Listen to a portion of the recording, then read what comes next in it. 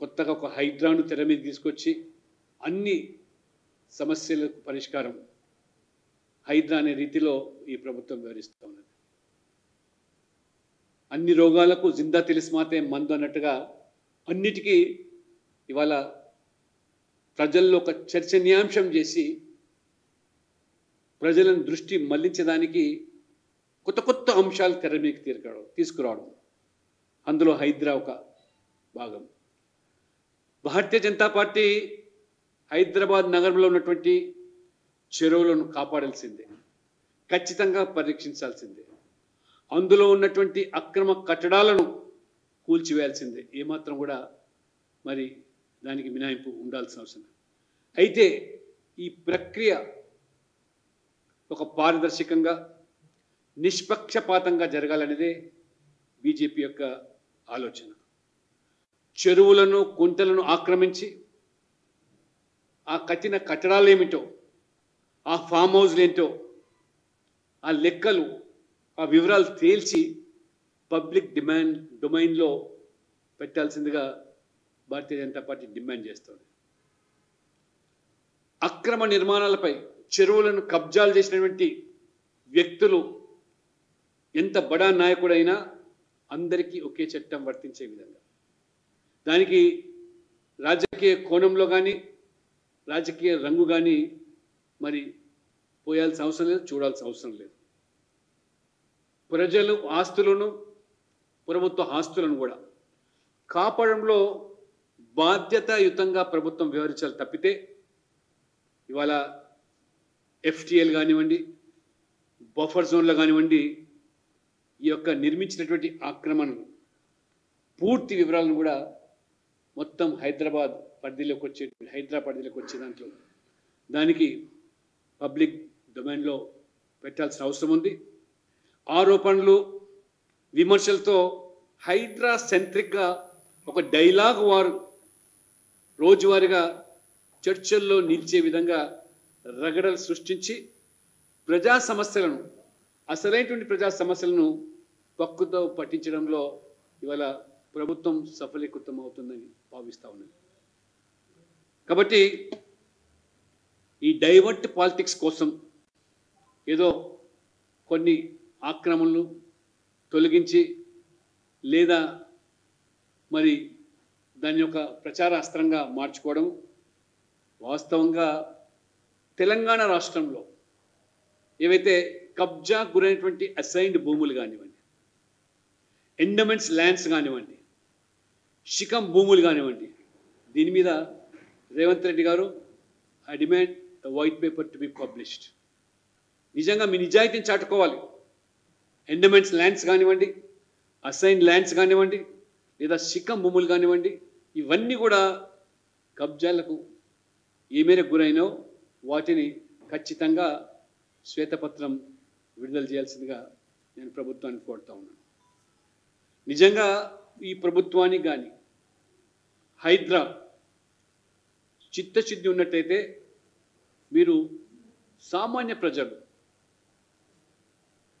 పేద ప్రజలు, మధ్యతరగతి ప్రజలు, అనుమతులు ఉన్నటువంటి లేదా ప్రభుత్వం ద్వారా అనుమతి పొందినటువంటి ఇల్లు, బ్యాంకుల ద్వారా అప్పులు తీసుకుని ఇల్లు కట్టిన ఇల్లును మీరు వాటి మీద మీ ప్రతాపం కాకుండా నిజంగా చెరువుల్లో కబ్జాకు పూర్తిగా గురై ఇవాళ మరి దాదాపు ఈ హైదరాబాద్లో 20 ఏళ్లలో మరి కబ్జాలకు గురై మరి ఈ భవన నిర్మాణాలు ఏ రకంగా కొనసాగినో వాటన్నిటి కూడా మరి ముందస్తుగా పబ్లిక్ డిమాండ్లో పెట్టినట్టయితే ఇది ఒక ప్రభుత్వం పట్ల లేదా హైడ్రా యొక్క సంస్థ పట్ల ప్రజలకు నమ్మకం ఏర్పడుతుంది. కానీ మీకు తోచిన విధంగా ఆ రకంగా దాన్ని చేయడం ఏమాత్రం కూడా కాదు.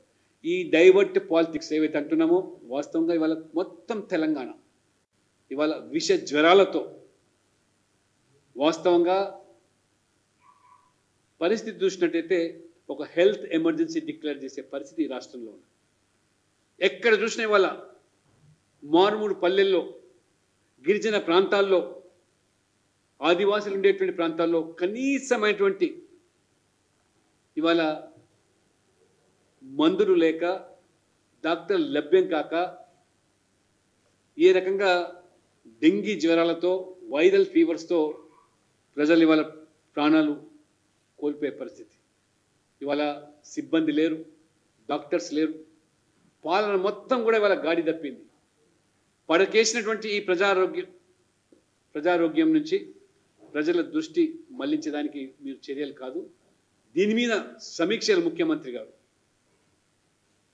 ఈరోజు మొత్తం పారిశుద్ధ్యం ఎక్కడ చూసినా ఇవాళ గ్రామాల్లో కానీ పల్లెల్లో కానీ పట్టణాల్లో కానీ కనీసమైనటువంటి ప్రాథమికమైనటువంటి పనులు చేపట్టడానికి నిధులు లేకుండా నిధుల లేమితో కొట్టుమిట్టాడుతూ ఉంటే ఇవాళ హైదరాబాదు ఒక్క పని చేపట్టడానికి ఇవాళ కాంట్రాక్టర్లేమో వేల కోట్ల రూపాయలు మాకు డబ్బులు చెల్లించలేదని చెప్పి వాళ్ళు మొత్తం కూడా పనులు మానేస్తే ఇవాళ డ్రైనేజ్ కానీ స్టామ్ వాటర్ కానీ రోడ్స్ కానీ అధ్వానమైనటువంటి పరిస్థితిలో మలేరియా, డెంగీ, చికెన్ గున్యా ఈ విష జ్వరాలతో మొత్తం హైదరాబాద్ అంతా కూడా మొత్తం తెలంగాణ వ్యాప్తంగా కూడా విజృంభిస్తూ ఉంటే మరి గ్రామ పంచాయతీలు అయితే ఏమాత్రం కూడా నిధులు లేకుండా మురుగునీరు కాల్వల్లో మరి ఏ రకంగా డ్రైనేజు ఇవాళ కంపు వాసనతో ప్రజలు అల్లాడిపోతూ ఉంటే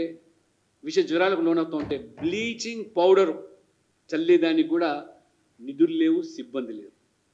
మరి ఈ రకంగా దోమలు, ఈగలు ఫాగింగ్ చేసే పరిస్థితి లేదంటే మరి ఇవన్నిటి కూడా రేవంత్ గారు దృష్టి సారించి చర్యలు తీసుకోవాలి తప్పితే హెల్త్ సిటీ అని, ఫోర్త్ సిటీ అని చెప్పి హైడ్రా అనే పేరు మీద ఒకవైపు రుణమాఫీ కాక రైతుల అగచాట్లు, యూనివర్సిటీల్లో నాసి విద్య, గురుకులాల్లో విద్యార్థుల చావుకేకలు, సర్కారు దవాఖానాల్లో ఇవాళ సమస్యలు, డాక్టర్ల కొరత, సిబ్బంది కొరత, మరి జీతాల కోసం అంగన్వాడీ, మరి ఇవాళ టీచర్లు ఆందోళనలు, అవుట్ సోర్సింగ్ ఉద్యోగులు కూడా వారికి జీతాలు ఇవ్వలేని పరిస్థితి, ఏజెన్సీలు చేతులు ఎత్తేస్తున్నాయి.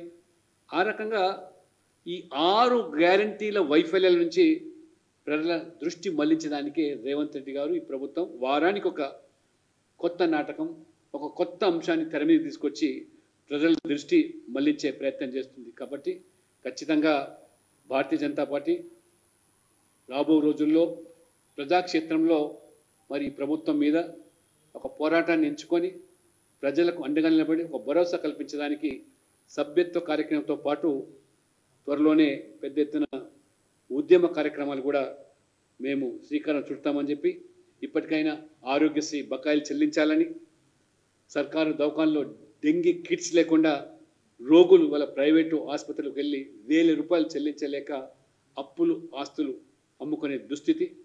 ఈరోజు దాదాపు 1000 మంది వాళ్ళ డెంగీ కేసులు నమోదైనా ఈరోజు కనీసమైనటువంటి ఈ జనరల్ ఆసుపత్రుల్లో మందులు లేవు, అన్ని రకాల కూడా యాంటీబయాటిక్స్ ఇవి కూడా అందుబాటులో లేవు.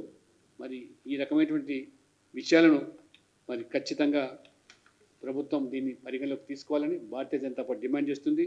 మీరు హెల్త్ సిటీ అని, స్కిల్ యూనివర్సిటీ అని, ఫోర్త్ సిటీ అని ఆ రకంగా ఇవాళ మొత్తం రాష్ట్రంలో ఎక్కడ కూడా కొత్త భవనం, కొత్త ఇల్లు ఈ పర్మిషన్ ఇచ్చిన దాఖలా 9 సంవత్సరాలుగా 9 నెలలుగా. కాబట్టి ప్రభుత్వ బడులైతే కూడా మూతపడేది స్థితి. టీచర్స్ డిఎస్సి అన్నారు, మెగా డిఎస్సి అన్నారు, నియామకాలు లేవు, కొలువులు లేకుండా ఈ రకంగా గత బీఆర్ఎస్ ప్రభుత్వంలో పడ్డ అగచాట్లను ఈరోజు నిరుద్యోగ యువత కానీ, రైతులు కానీ, పేదలు కానీ పడుతున్న విషయాన్ని భారతీయ జనతా పార్టీ తీవ్రంగా పరిగణిస్తుంది. ఖచ్చితంగా ఒక కార్యాచరణ ప్రణాళిక మరి ప్రకటించి ఉద్యమ బాట ఎంచుకుంటుందని చెప్పి కూడా ఈ సందర్భంగా నేను తెలియజేస్తాను.